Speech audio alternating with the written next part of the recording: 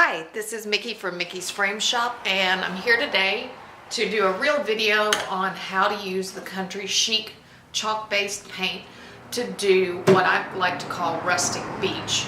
So this little table I got at a local thrift store, and you can make it over really quick, really easy. So first thing you need to do, you need to clean it with some sort of light cleaning solution, depending on how dirty it is. The second thing you're going to do is sand it lightly with 220 sandpaper. You can do this with an electric sander, or I like to use these little things I call sanding tacos. And the sandpaper comes in 220 grit on these little rounds that stick to the sanding taco. You're going to sand it about as much as if the kids ate macaroni and cheese and from the night before and you've got to clean that off the kitchen table. That's about how much sanding you're going to do on a typical piece before you use the Country Chic paint. So sand away and then you're done.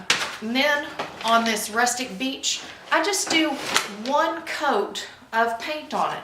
So this piece is already done, but I've got pieces of it that aren't done. So I've just put one coat of paint of the Pebble Beach on the sides, and I've got Lazy Linen on the top. And the top has this board effect, and that's what I'm going to show you how to do right now. So what you're going to need is one of these scouring sponges. Sometimes they're green and yellow, and these are from Dollar Store, they're blue. Doesn't matter. The part that matters is that they have the spongy part and the scrubby part, and I'll show you why that matters. So my scrubby sponge is wet, and I'm going to take it and scrub, and I can see some of it coming off, but I like to wipe it with the sponge part because that really tells me how much I'm taking off, because as you're scrubbing it, you're actually kind of making a paint mud puddle, and when you wipe it with the sponge part, you're seeing exactly how much you're taking off.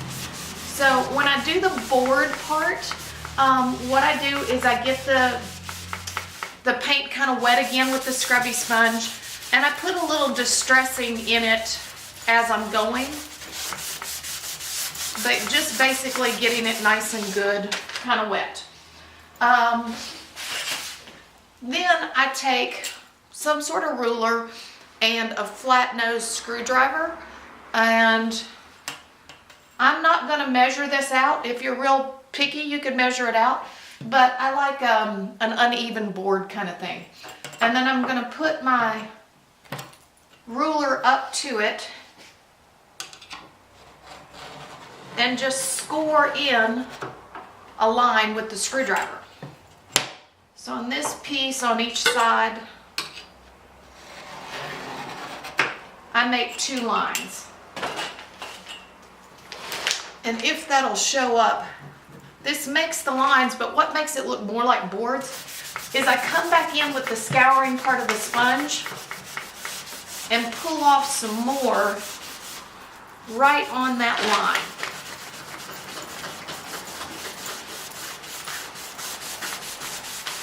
So you're just going to scrub on that until you've got as much as you want off of that. So on this, I would actually scrub this a little bit more, but I have, this one is about scrubbed as much as I like it. I like it to have a little more character, and with one coat of paint, that's really easy to get because you can scour it down. So this side I did yesterday, and it's ready to do the wax. So we're using natural wax, which is like, you know, a clear, and we're using antiquing wax, which is brown. And what I like to do, so that I don't mess up the clear part after I clean off my little thing, I like to scoop in and get the wax out and put it in some kind of little bowl or plate, and then we've got a waxing brush. You don't have to use a waxing brush, but the good thing about it is you use less product, and it's a little easier than just using your t-shirt. So what I do is I kind of mix the two together in my bowl, because the dark is usually a little too heavy and the clear doesn't give me as much old and dirt and, you know, age look as I want. So you're going to use the darker parts in the corners where dirt naturally collects over time. And then you're going to use more of the clear wax in the middle part. Now, after you've painted it, sometimes antiquing wax can be kind of scary, and you can put it on and go, oh my gosh, I have just messed up my piece and put way too much dark on it. But remember that the clear wax actually cuts the dark wax. So you can come back in with the clear wax and move that dark wax around a little bit and kind of cut it. So I've covered up this whole side with the wax. And now I'm going to come in with old t-shirt and just buff it up and get as much of the wax and color off as the t-shirt will bring off. And sometimes, I mean, you're going to need to switch to a new spot on your t-shirt. And sometimes you need to get a second t-shirt or even a brown paper bag and kind of buff up the last of it. So after this is done, after it's waxed, you want to wait a little bit before you put beverages on your top.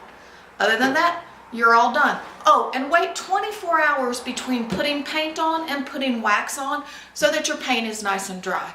But that's it, Rustic Beach finish. Thanks.